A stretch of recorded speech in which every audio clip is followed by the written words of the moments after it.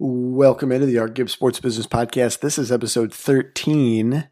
In this episode, we're going to be talking about Williams Formula One team and their sale to a U.S. company.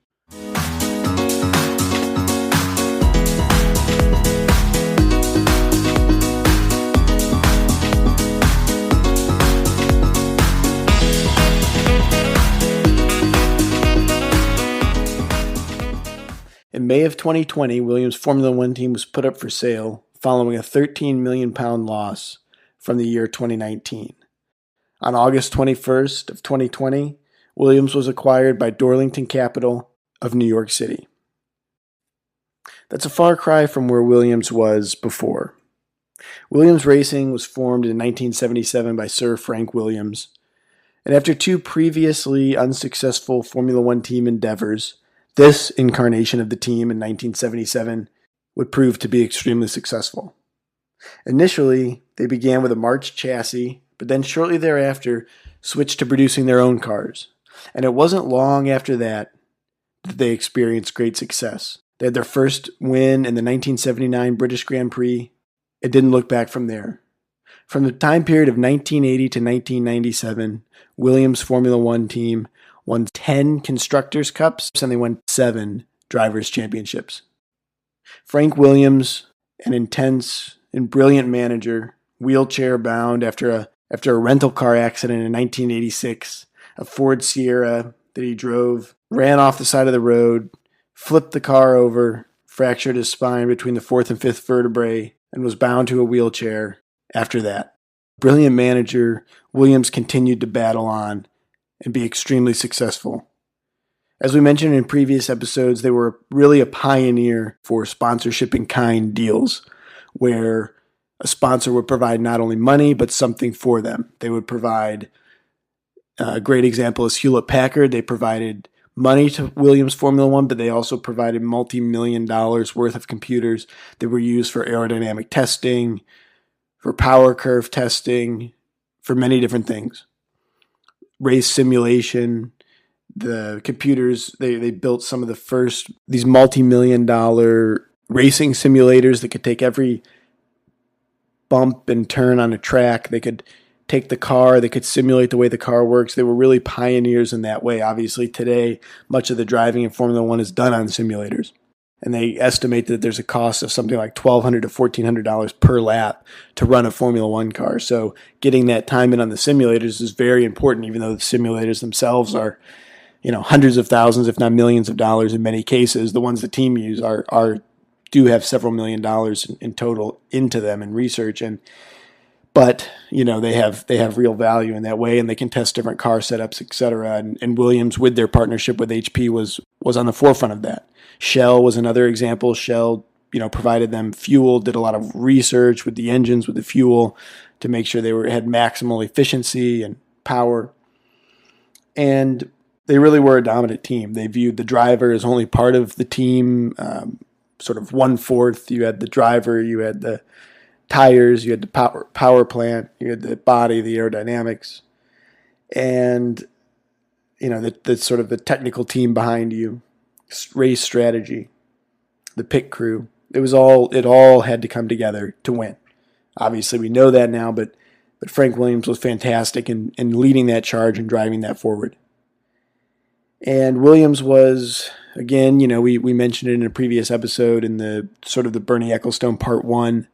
Williams was one of these teams that, was involved in these FOCA, FISA wars and really was pivotal in the way that current Formula One is set up, and really a team that's been around for a long time in Formula One, an extremely respected team.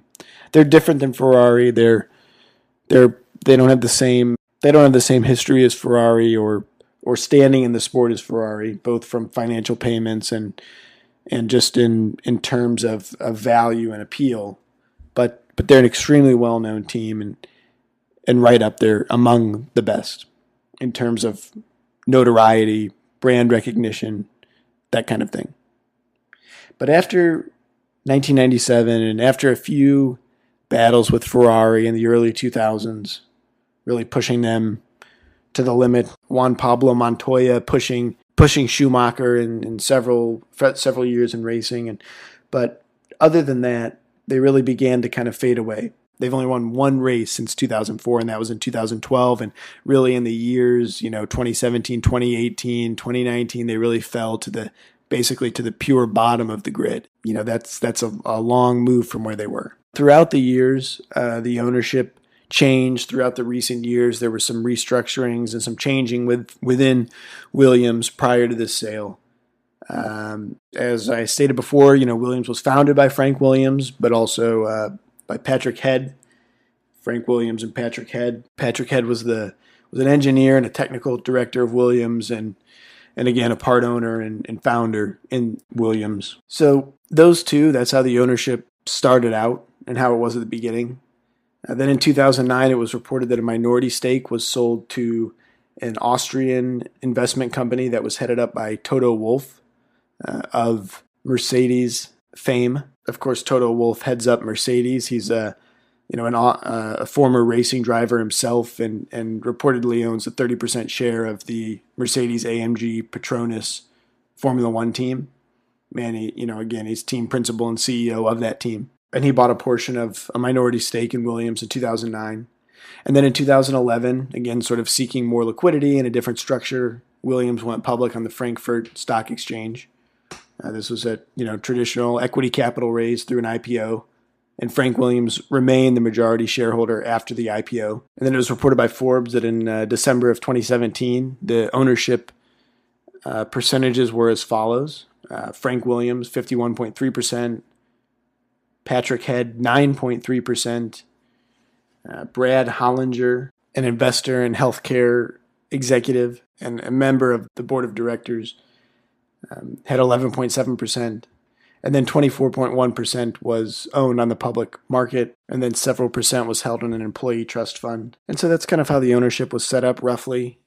Basically, several key figures, Frank Williams in control, and, some percentage, 20, 25%, that's pretty normal, was held by the public marketplace, again, on the Frankfurt Stock Exchange.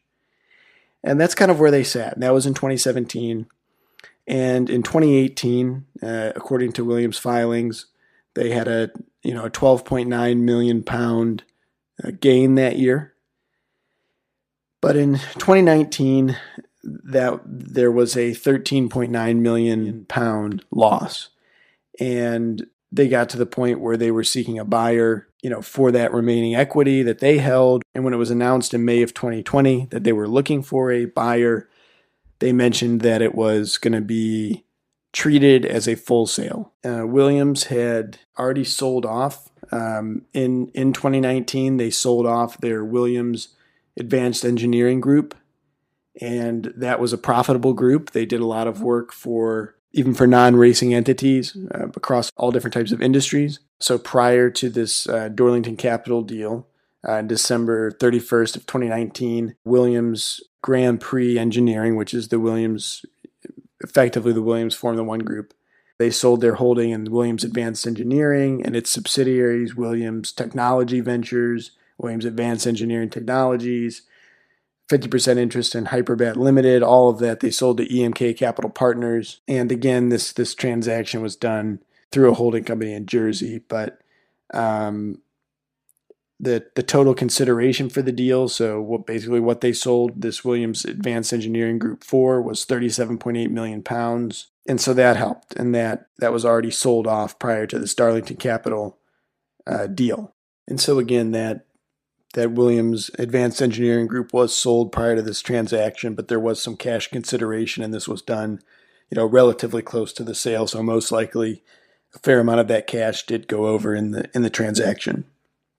But something of note that's interesting, I thought, Williams did have 21 million pounds in heritage assets on their balance sheet at the end of 2019. And these heritage assets are exactly as they sound. They are mainly and substantially formed by the Williams collection of historic and past racing vehicles.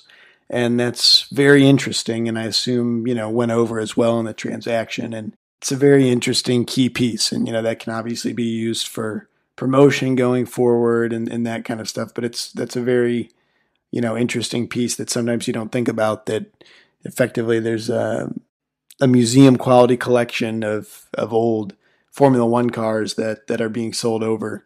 And that's pretty cool. If your purchaser is, a fan of the sport, which is usually the case in sports deals, in some form or fashion, to get a museum quality collection like that with the team is great. Now you also have the team's future in your hands.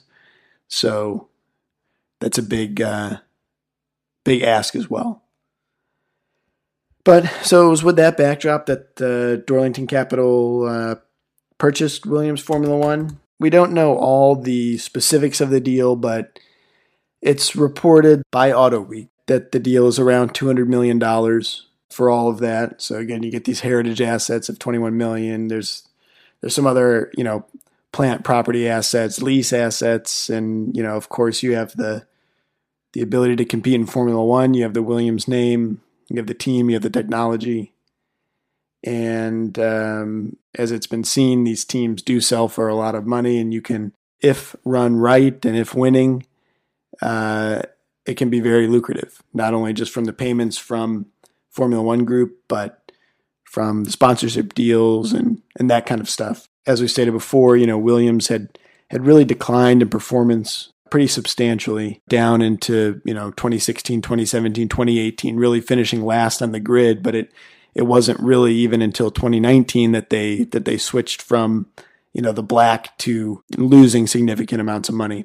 So there's a lot of upside there. There's a lot of potential. There's a great name. There's some great technology. And obviously going forward, Formula One is, there's big changes, under the Liberty Media ownership. There's new caps on what you can spend. There's the whole, talk of the reversed qualifying grid. If you qualify first, you start last, that kind of thing to make the racing more exciting. But, there is a lot out there, and now they're on. Now they're under Dorilton's ownership. And of course, they've taken Claire Williams, the daughter of Frank Williams. She was leading the company, and they've moved her aside, and they're going to, in an effort to take control and drive, stated goals are going to be to bring Formula One back to the front of the grid. But, they, move Claire Williams out and want to run it their way.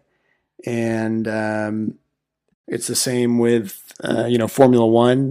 Bernie Ecclestone was there, and, after Liberty Media and John Malone purchased it, they put in their own guy and move Ecclestone aside. And that's the way the cookie crumbles. So we'll see how it all plays out. It'll be, fascinating to see. And now there's new control, and we'll see if they can do well with it. That'll be interesting to see. So again, I just want to talk real quickly about the transaction and look at Williams Formula One, financials, statements, just get a quick little brief look at it. Again, Claire Williams is out, and there's new control in.